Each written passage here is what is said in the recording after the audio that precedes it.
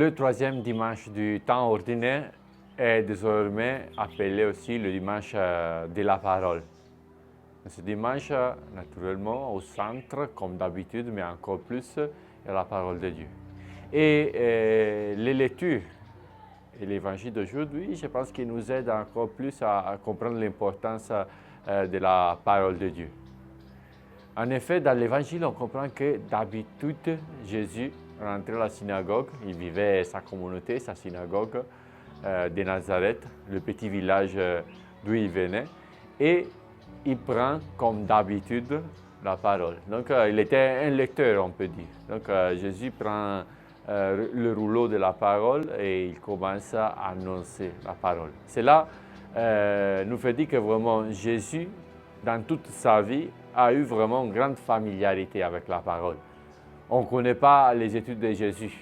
C'est celui qui n'a pas fait de grandes études de théologie, mais il avait vraiment une profonde familiarité avec la parole. Et il connaissait très bien la parole.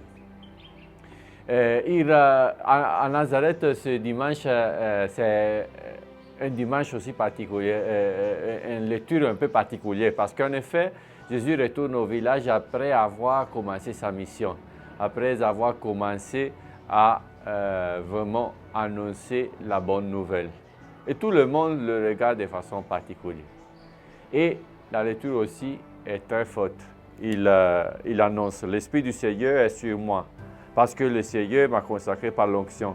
Il m'a envoyé porter la bonne nouvelle aux pauvres, annoncer aux captifs leur libération et aux aveugles qui retrouvent la vue, remettre en liberté les opprimés, annoncer une année favorable accordée par le Seigneur. » Et après tout cela, il nous dit « Aujourd'hui, cette parole s'est accomplie. » C'est très intéressant cette lecture et vraiment Jésus nous annonce qu'il est venu pour annoncer la bonne nouvelle aux pauvres. Et il termine en disant qu'il nous accorde une année favorable.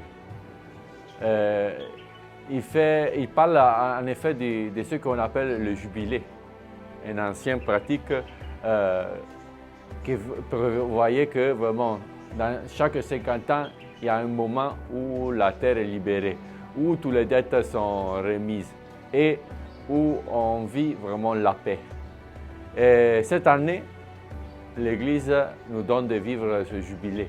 Et aussi, c'est pour nous une année favorable. Jésus annonce une année favorable. Une année où on est appelé à se convertir, à goûter encore plus la miséricorde du Seigneur, à goûter encore plus le pardon. Il ne s'agit plus comme dans l'ancien temps de la rémission de la dette, aussi cela, c'est une bonne pratique, mais de la rémission des péchés, le grand don que Dieu nous fait, que Jésus nous fait. Cette année favorable est aujourd'hui. Aujourd'hui s'accomplit cette parole. Et je pense qu'au commencement de ce 2025, où on célèbre vraiment le jubilé de l'espérance, on doit vraiment espérer toujours d'être pardonné et de vivre vraiment ce pardon et cette grâce de Dieu, cette année favorable que Dieu nous accorde.